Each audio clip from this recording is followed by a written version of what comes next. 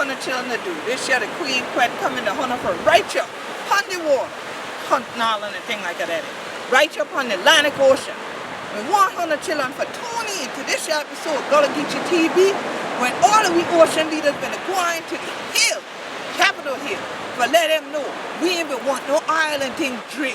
So 100 children, I'm so glad because the report this your time but let you know what head Danson, Yeti on Cracky T that say we going to win this one, we done win this one because there ain't going to be no oil drilling off the Atlantic coast. Thank you to Oceana and the whole team. Because this year been the belief or the dream. It come to life now, children. So Hunter can still come down here and see we in the Gullah Geechee Nation and enjoy this year water without any oil.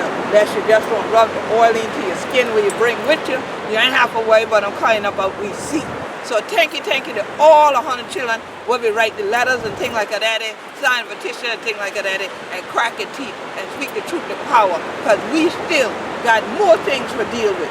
You can see all of this here behind me. These trees and things used to be standing up. But now, because of sea level rise and things like that, it doesn't start to lay down. But guess what? We ain't to lay down tall. We know say, Hunter must take care of the root for heal the tree, and we still a dig deep and things like that. So thank you for joining me as Hunter going on for watch Gullah Geechee TV.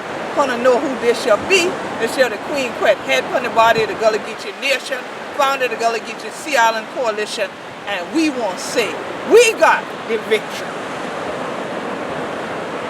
Clean out these ocean communities, and yet here we are again. So instead of decreasing our dependence on fossil fuels, this government is now pushing to expand dirty and dangerous offshore drilling on the East Coast. They're proposing to put the entire Atlantic coast at risk for this is what's interesting to me, less than 4% of the nation's total oil and gas natural reserves. So even if we exploited all of the economically recoverable resources off the East Coast, the oil would last for less than 5 months, and the gas would last less than 10 months at the current consumption rates nationally. So that's like, for me, it's like, well, we're gonna like raise the entire beach community, make people move out of their homes, we're gonna put billions of dollars into building this fantastic oceanfront resort, and it's gonna be open for 10 months. They're gonna shut it down. Right. How does that sound? It's just terrible. I just can't even think of a proper analogy. It's just ridiculous and absurd. So we all know what's going to happen. If it were to go through, offshore drilling the Atlantic would lead to the coastline scattered with oil, gas rigs, the industrialization of coastal communities. As seen in the May 2015 Santa Barbara oil spill, all activities related to offshore drilling pose serious threats to our coastline. I personally can attest to this. They even have on the beaches in Santa Barbara, I mean, you just keep going to Big Sur, because they've got buckets on the beach with little wipes to try to help you get the oil off your feet. If you want to take a walk on the beach, which I personally enjoy. So it's crazy to me. You know, I grew up in Northern California and in Santa Cruz and San Jose, and then even when we moved to Arizona, our whole family always enjoyed the oceans, camping on the beaches, fishing, swimming, and in Mexico after we moved to Arizona. And my brother was a skipper for a professional fishing boat in Alaska for 20 years. So and in addition to that, he also, because he's a Renaissance man, I don't know how he does it, he did it, worked on an offshore oil rig off the coast of Scotland and stopped because he said it was the most dangerous job in the world, and B, the most unreliable structures ever built. It's not a matter of if a spill will happen. We all know it's a matter of when. So why would we ever want this to happen? Not in your community, not in our community. So what we're going to do, we're going to go tomorrow, and we're going to talk to the administration about it. And we're going to lobby. I'm going to put on a cute little skirt. And you'll see it. It's gold May. So I don't think these things gold May during the day in a long time. So I'm sorry, and you're welcome. So right. Anyway, I'm gonna. You know all this stuff. stuff, because I don't want to ramble on up here. I want to get to the good part. I do want to thank all of you again, each and every one of you that have just busted your butts. I know you have. I would encourage you to get more people. There are people here tonight, they're talking about their fisherman friends. Get them to post on social media, get them to tell their story, and spread it across your state. Because some of the things that I've been hearing in feedback when we went to the Hill today is that, you know, to get other districts that are not necessarily coastal towns, get them involved and make them understand that your livelihoods affect their livelihoods, even if they are not themselves in beach communities. So I want to say that. And I'm excited tomorrow to head to Capitol Hill with you guys in my sparkly skirt. And tell these people that we do not want offshore drilling, and we do not want seismic air gun blasting, destroying our ocean life.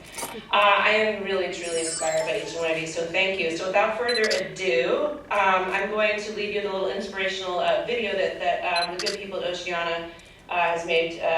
Yeah, here it is. It's a short video that Oceana put together about the growing opposition of East Coast drilling that highlights a few of your stories. There we go. Enjoy.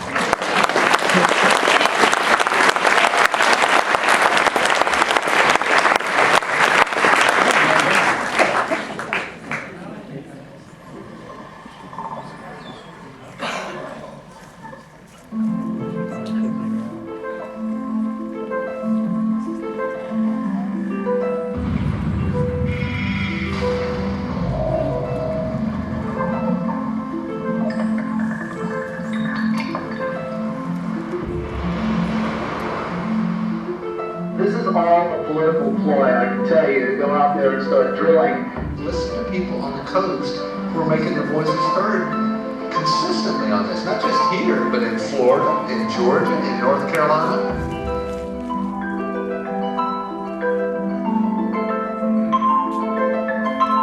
There's a fight going on. The people are united in saying that we don't want this, and the governors and Washington aren't listening.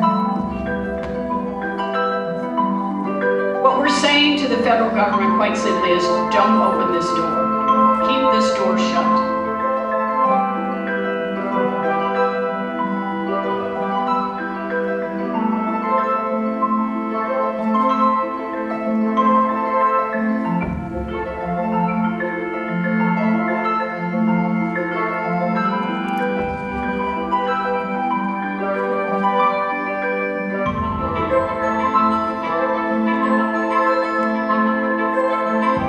If they do find oil, they're going to drill. And we're going to have oil rigs off our coastline.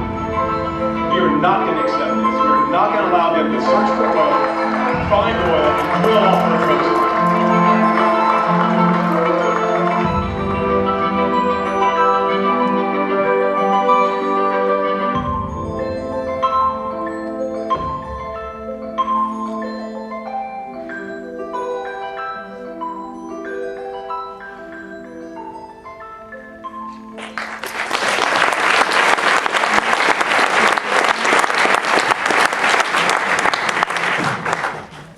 Let's hear it for our coastal leaders.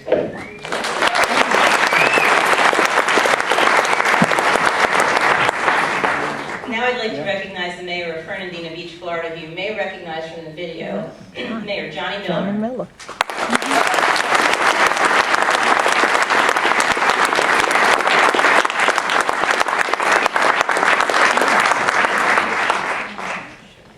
Thank you very much. I appreciate it. Thank you. They prepared me a statement for me. I have to get out here first. First of all, good evening and thank you. Thank you very much for everyone who's come out tonight. I can't tell you what it means to us to see this much opposition. I posted today on Facebook when I was at Oceana that I checked in. It's great to be surrounded by highly intelligent people that are motivated in protecting the world's ocean. So I feel like it's excellent. So thank you. Thank you very much. So good evening. And thank you to Oceana for inviting me to the Coastal Voices Summit. As the mayor of Fernandina Beach, I'm proud to represent the state of Florida, which includes both beautiful coastal ecosystems, fragile wetlands, and the nation's oldest city, St. Augustine. We Floridians rejoice in this variety of landscapes and understand the importance of clean oceans and pristine beaches to our identities and livelihoods through tourism, recreation, and our fishing industries. We understand that the uniqueness of Florida's coast, due We'll do everything in our power to protect it and stand with our neighbors in the other Atlantic coastal cities. Some elected officials think it's reasonable to explore for gas and oil in the Atlantic just to see what's out there. However, if they listen to their constituents on a concept, they would understand that the risk associated with seismic airgun blasting and offshore drilling and why we should come out as a community against it. For those of you who don't know, I'm a retired Navy sonar specialist, and I spent a lot of years, I've heard and seen the impacts of noise and the impacts that this noise has on our oceans. The decisions to conduct oil and gas exploration and production have far-reaching, significant impacts to our marine life, our ocean ecosystems, and our local economies, including coastal industrialization, regular spills from drilling activities, and a possible catastrophic accident like Deepwater Horizon. When it comes to these decisions, coastal communities refuse to be left on the outside looking in. Political affiliations aside, I urge those in Washington and the governor's mansions to listen to what the people on the coast are saying. We are the people who stand to be most impacted by their decisions, and we deserve their attention. Elected officials must also understand that they will not be allowed to view any seismic data that's collected, and that they're prevented from performing any cost-benefit analysis, and that's an important point. We keep hearing this, let's just see what's out there. That's proprietary information that these elected officials are not going to be able to see. They don't get to understand what's out there, so they don't know how much they're going to be dealing with. So far, as of today, 102 coastal East Coast municipalities have spoken out against seismic testing and offshore drilling for oil and gas. Opposition to seismic testing and Atlantic drilling is growing louder and stronger, thanks in part to many of the people in this room tonight. This ongoing effort demonstrates how coastal communities can make their voices heard and protect their coasts and livelihoods. The federal government must listen to this groundswell of opposition and drop its plan for seismic testing and oil and gas in the Atlantic.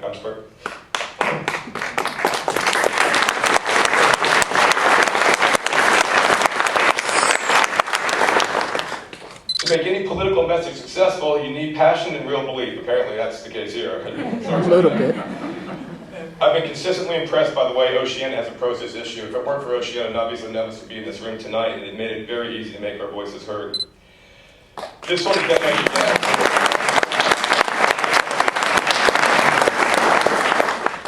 it's a love-love relationship we have going on. I know, right? I'm honored to have contributed to this movement. It is on all of us to keep pushing and make it clear that we will not sacrifice our coast to industry. Let's continue to make our voices heard. Thank you very much. Thank you. All right.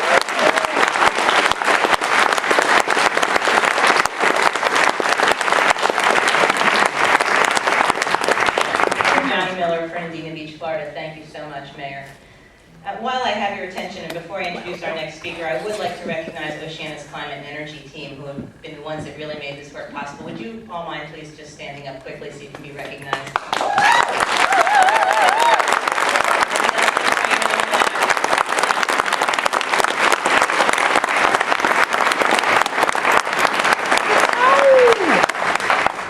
And now I'd like to introduce a longtime ocean activist, a person who's been fighting offshore drilling longer than Oceana has even been alive. He started before Oceana was born, about 14 years ago. We were born, in case you're wondering how old we are. Actor and ocean activist and an inspiration to all of us, Ted Danson.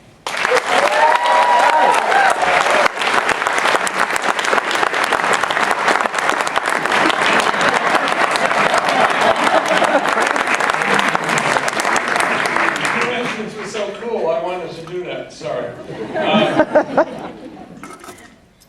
I know this is incredibly serious, but I got a big grin on my face to see all of you people here working so hard, and with the support of Oceana and the amazing staff. It makes me very, very, very happy and very hopeful.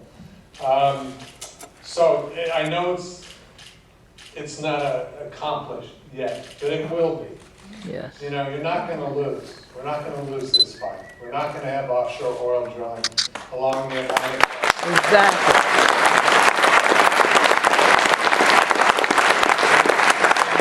Say that with passion, but you don't have to say it with fear. It just won't happen, you know?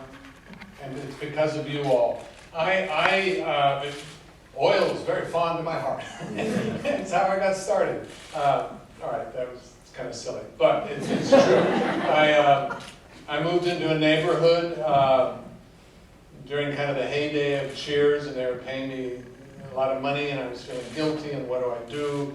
And I moved into a neighborhood where there was a fight against Occidental Petroleum that had been going on for like 15 years. They wanted to drill 60 oil wells right along Will Rogers State Beach, you know, in Santa Monica Bay. They were going to slant drill into the bay. And they've been fighting forever. And I met a man named Robert Solnick, who was a lawyer, an environmental lawyer, and we hit it off, and we enjoyed each other's company, and I was kind of the emotional voice, and he was the bright, intelligent, legal voice, you know, and it was a great combination, and we won the fight. We finally we put it on a ballot as an initiative, which was risky, but we succeeded. So no oil in Santa Monica Bay. But what happened, and this is what I encourage all of you to do, this is your sorry, if I don't realize that you already are this, please forgive me, but this can be your entrance into being ocean heroes for the rest of your life. You know, you are going to win this fight. We will win it. And you hopefully will go on either making use of Oceana or starting your own organization or, you know, guarding your beaches for the rest of your life. And it is the most joyous fight you could possibly have. You know, it's a great way to go. And when you surround yourself with the incredible efficiency, you know, it's like working with a Fortune 500 company. It is, you can't boast on yourself, but we're all friends here. So, but Oceana is so good at getting the job done and getting results. So I encourage you to make use of this like you are and continue even after we win this fight. Thank you so much. Really, I have this big silly grin. You guys are so inspiring that it makes our work here really easy. So bless your hearts, have a ball, stay lighthearted, because if you get into the fear thing, things go down the tube. So stay happy and you won't quit. If you're happy, you'll keep doing this for the rest of your life. So thank you so much for all of you.